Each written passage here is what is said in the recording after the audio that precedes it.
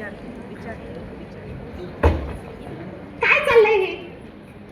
बस बस झालं. अगं काय झालं सोनम बेटा? काय मला वेगळं व्हायचंय, मला वेगळं व्हायचंय. काय आहे? काही स्वातंत्र्य आहे का नाही मला?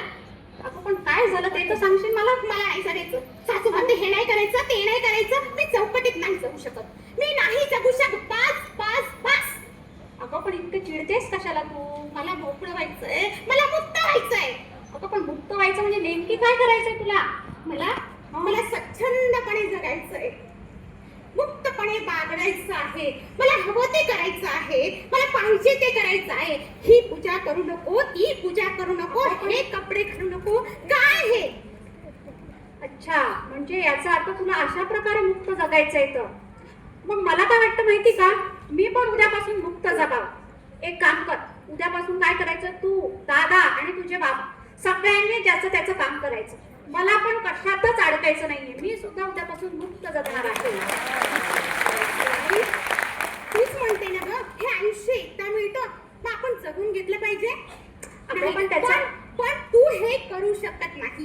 का नाही करू शकत नाही? अगं तुझ्याकडे कुठे माझ्यासारखी नोकरी? तसं नाही.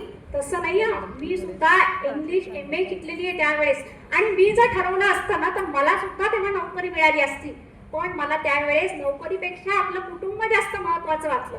मला सांग, मी जर त्यावेळेस नोकरी केली असती तर तुझे आजोबा किती आजारी असतात, त्यांचं कोणी केलं असतं सांग बरं. आणि तू, आता तू तर मी हाताने जेवू घातल्याशिवाय जेवायची देखील नाही.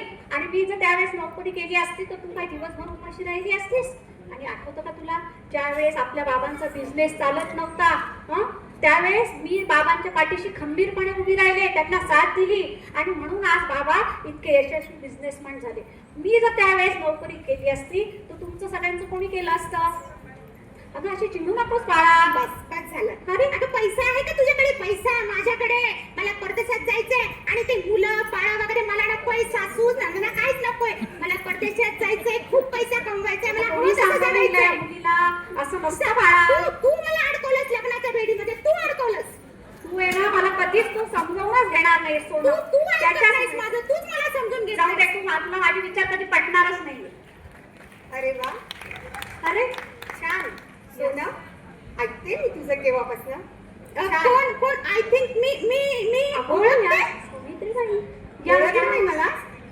अगं तुम्हीच तर मला ज्योतिबांची वाहीन म्हणतात, तुम्हीच तर मला साऊबाई म्हणतात, आणि तुम्हीच तर माझे नेहमी गुणगान गातात. मी सावित्रीबाई. हो, ते पाहिलंय ग. ते सावित्रीबाई. सावित्री. अगं त्या काळामध्ये स्त्रीने शिकणं ही त्या काळाची गरज होती. त्या काळामध्ये स्त्रीने शिकणं इतकं महत्वाचं होतं. एक स्त्री शिकली असती तर तिचं कुटुंब शिकलं असतं, कुटुंबाचा विकास झाला असता, पर्यायाने समाजाचा विकास झाला असता, आणि आपल्या देशाचाही विकास झाला असता. म्हणून मी आणि ज्योतिबांनी त्या काळामध्ये तुमच्या शिक्षणासाठी एवढ्या खस्ता खाल्ल्या आणि शाळा काढल्या. आणि तुझ्यासाठी, तुमच्या शिक्षणासाठी मी लोकांचे शिव्या, शाप, शेण, माती सगळं काही झेललंय. पण मला आता भीती वाटायला लागली ग. कशाची? अगं मधल्या काळामध्ये माझ्या लेकी बाळी शिकल्या, मोठ्या मोठ्या क्षेत्रामध्ये त्यांनी स्वतःच नाव मोठं केलं, सर्व क्षेत्र त्यांनी काबीज केलं. माझा ऊर इतका अभिमानाने भरून आला. मला वाटलं माझ्या कष्टाचं कुठेतरी चीज होतंय. पण आजकाल तुम्ही मुली जे वागतायत ना, ते पाहून मला भीती वाटायला लागली ग सोनम.